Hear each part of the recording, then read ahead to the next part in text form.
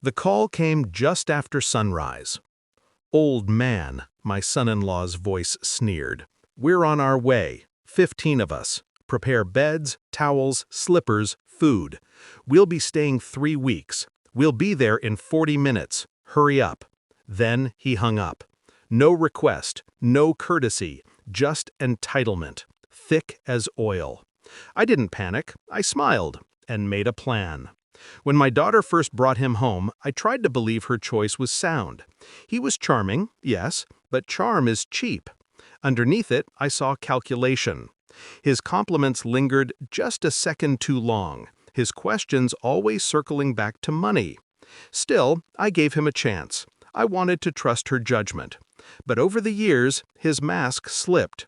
Little jabs about old people wasting resources, snide remarks about my cheap car while he drove one on loan, constant suggestions that my pension would be better shared with family.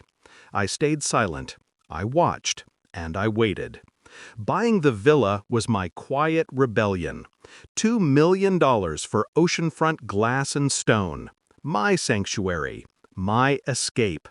I didn't tell him. I knew exactly what his reaction would be. And of course, the moment word reached him, he moved like a vulture.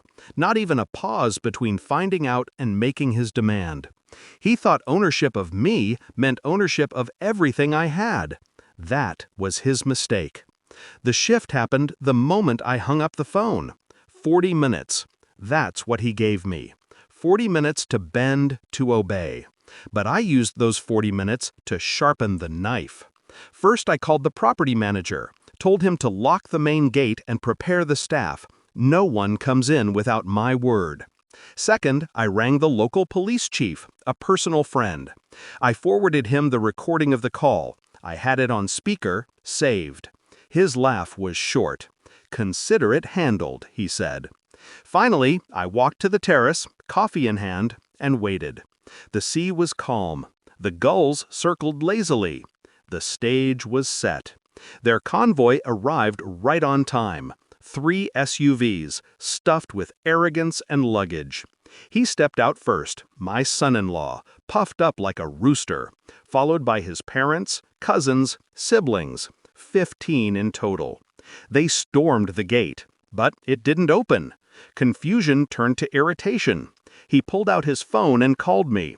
"Open the damn gate, old man, we're here." I answered calmly, "No." Silence on the line. Then laughter, sharp and disbelieving. "What do you mean, no?" "I mean exactly that. This villa isn't yours, and neither am I." The shouting began. Demands, insults, threats. They rattled the gate like animals, yelling for towels, for food, for access to what they thought was theirs. Then the police arrived. 2 cars, lights flashing, authority cutting through the chaos. I stayed on the terrace, watching as the chief approached them. He played the recording. Their voices filled the air. Entitlement, command, disrespect. The law was clear. Harassment, attempted trespass, verbal abuse. The chief gave them a choice: leave peacefully or leave in handcuffs. They left, faces red, mouths spitting venom, their pride heavier than their luggage. But I wasn't finished. A week later, I invited my daughter, alone. I showed her the security footage. I let her hear her husband's voice again, the tone, the words. I watched her expression shift from denial to horror to disgust. Then I handed her the divorce lawyer's card. Her silence was answer enough. Within months, she left him, took what little he had, and for the first time in years, I saw her shoulders lighten. The final blow came quietly. He tried to smear me, of course, telling everyone I was selfish, cruel, senile. But whispers don't carry far when you're already exposed. The community remembered the police report. The footage spread among his own family. His arrogance, once his weapon, became the rope he hung himself with. Now he lives in a rented apartment, alone. His calls to me stopped months ago.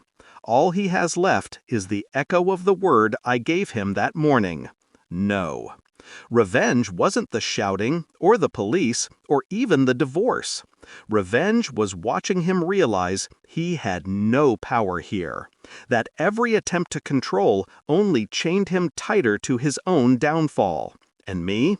I sit on my terrace at sunset. The villa glows gold.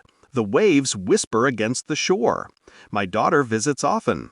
Sometimes she brings the grandchildren. They run barefoot through the halls, laughter bouncing off marble.